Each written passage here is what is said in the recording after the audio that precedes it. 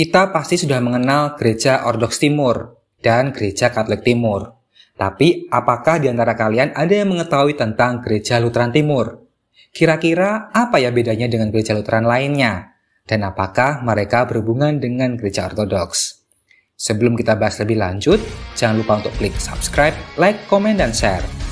Jika ingin membantu pengembangan channel ini, kalian dapat bergabung menjadi kesatria atau klik tombol Super Thanks.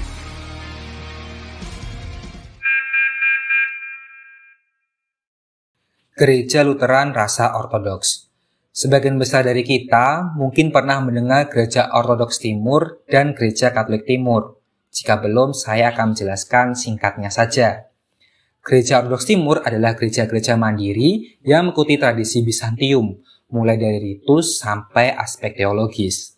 Sedangkan Gereja Katolik Timur adalah gereja-gereja Ortodoks Timur yang kemudian bersatu kembali dengan tahta suci atau Gereja Katolik Roma dengan tetap mempertahankan tradisi mereka. Nah, kalau demikian, pasti kalian mulai bisa membayangkan Gereja Lutheran Timur itu seperti apa. Ya, Gereja Lutheran Timur adalah gereja-gereja Lutheran yang tetap mempertahankan sebagian tradisi Bizantium mereka. Dengan kata lain, ini adalah Gereja Lutheran Rasa Ortodoks. Oh iya, mungkin banyak orang Indonesia tidak tahu kalau beberapa gereja Lutheran itu masih mempertahankan unsur-unsur Katoliknya. Karena pada umumnya gereja Lutheran di Indonesia itu sangat terasa Protestan. Karena kalau di luar sana itu kadang-kadang gereja Lutheran itu masih ada tata perayaan seperti misa, kemudian gerejanya ada patung-patungnya, pastornya menggunakan kasula, dan lain-lain. Nah, ini juga berlaku pada Gereja Lutheran Timur. Mereka masih mempertahankan unsur ortodoksnya. Jadi, kalau dilihat sekilas, mungkin taunya itu Gereja Ortodoks. Padahal, aslinya adalah Gereja Lutheran. Sejarah berdirinya Gereja Lutheran Timur. Sejarah perkembangan Gereja Lutheran Timur ternyata tidak lepas dari sejarah Gereja Katolik Ritus Bizantium Ukraina, atau dulu dikenal dengan nama Gereja Katolik Rutenia. Gereja Katolik Rutenia adalah gereja bertradisi Bizantium di sekitar Ukraina yang kemudian memutuskan bergabung dengan Bapa Suci di Roma. Nah, di tahun 1933, seorang pastor gereja Katolik Rutenia, Pastor Theodor Yarchuk, terinspirasi oleh Martin Luther, memutuskan untuk mendirikan sebuah gereja ritus Bizantium yang mengadopsi pengakuan iman Augsburg ala Lutheran. Pastor Theodor Yarchuk sayangnya menjadi martir pada tahun 1941. Namun sebelum beliau meninggal, beliau telah menyusun sebuah buku tata liturgi Gereja Lutheran Bizantium atau Gereja Lutheran Timur ini, yaitu dengan catatan menghilangkan beberapa unsur teologis ortodoks agar lebih sesuai dengan ajaran Lutheran. Saat masa Ukraina di bawah Uni Soviet, kehidupan beragama mengalami tekanan sehingga banyak umat memutuskan untuk melarikan diri keluar Ukraina. Meskipun demikian, Gereja Lutheran Ukraina tetap bertahan di antara diaspora Ukraina di berbagai negara. Sampai kemudian Uni Soviet runtuh dan mengembalikan kebebasan beragama. Pada tahun 1990-an, Pastor Yaroslav Shevaliavets, seorang keturunan Ukraina di Amerika Serikat, mulai melaksanakan misi di kampung halamannya. Dia dibantu umat diaspora Ukraina memesan ratusan ribu Alkitab untuk dibagikan kepada umat yang rindu Tuhan di Ukraina. Komunitas-komunitas Lutheran Timur kemudian mulai bangkit kembali, ditandai dengan didirikannya sebuah seminari, yaitu Seminari Teologi Lutheran Ukraina Santa Sofia pada tahun 1994 oleh Pastor Roger Kovasiny di kota Ternopil, Ukraina Barat. Gereja ini kemudian dikenal dengan nama Gereja Lutheran Ukraina, memiliki simbol berupa bunga Lutheran dengan salib ortodoks di bagian tengahnya.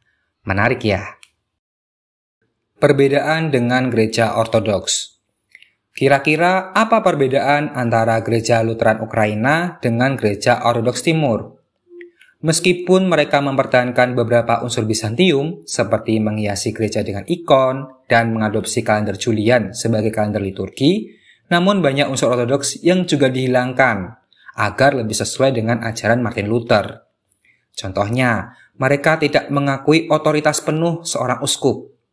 kemudian menghilangkan atau mengurangi penghormatan terhadap Bunda Maria serta Santo Santa. Tidak lupa mengadopsi 3 sola, sola fide, sola gratia, dan sola scriptura. Dengan demikian, hal ini memiliki konsekuensi tata ibadah mereka harus dirubah. Pada dasarnya, mereka menggunakan ritus Santo Yohanes Chrysostomos seperti gereja ortodoks lainnya, tapi ada modifikasi. Berikut ini merupakan beberapa perubahan yang dilakukan. 1. Merubah kata-kata doa yang merefleksikan ajaran Lutheran yang menekankan berdasarkan kitab suci, bukan tradisi suci. Yang kedua, menghilangkan unsur-unsur Santo Santa dan doa kepada Bunda Maria. 3. Menambahkan bacaan Perjanjian Lama, padahal dalam liturgi Bizantium, kitab Perjanjian Lama hanya dibacakan saat ibadah Vesper. 4. Menambahkan kata Filioque atau frasa Roh Kudus yang berasal dari Bapa dan Putra dalam syahadat. Jadi syahadatnya lebih identik dengan gereja-gereja ritus barat. Perkembangan sekarang. Gereja Lutheran Ukraina sempat mengalami perkembangan cukup pesat sebelum rezim komunis berkuasa. Jumlah umat sebelum tahun 1940-an mencapai 10.000 orang. Namun berdasarkan data tahun 2016 dari CELC, Organisasi Konferensi Gereja Lutheran Konfesional Dunia, diperkirakan sekarang umat Lutheran Ukraina tinggal 2.500 orang saja, yang terbagi dalam 24 paroki dan 12 misi, serta dilayani oleh 18 pastor. Mungkin saat ini jumlahnya pun sudah berubah atau berkurang akibat aktivitas perang Ukraina-Rusia, meskipun sebagian besar komunitas ini berada di wilayah yang relatif aman di dekat perbatasan negara Polandia. Gereja ini sekarang dipimpin oleh Uskup Vyacheslav Horvinsuk yang bertahta di Kiev. Dalam situasi yang kurang kondusif ini, Gereja Lutheran Ukraina memposisikan diri sebagai gereja nasional yang selalu mendukung pemerintahan Ukraina agar terbebas dari invasi Rusia. Nah, perannya saat ini adalah mereka menjadi saluran bantuan bagi warga yang terdampak perang. Jadi, mari kita doakan bersama perdamaian bagi umat di Ukraina dan Rusia. Oh iya, selain di Ukraina, Gereja Lutheran Timur lainnya juga ada di Slovenia, Romania, dan Kosovo. Meskipun demikian, unsur tradisi Bizantium di gereja-gereja negara-negara tersebut tidaklah sekuat Gereja Lutheran Ukraina. Itu dia Gereja Lutheran Timur, sebuah gereja Lutheran yang mempertahankan sebagian tradisi Gereja Ortodoks Timur.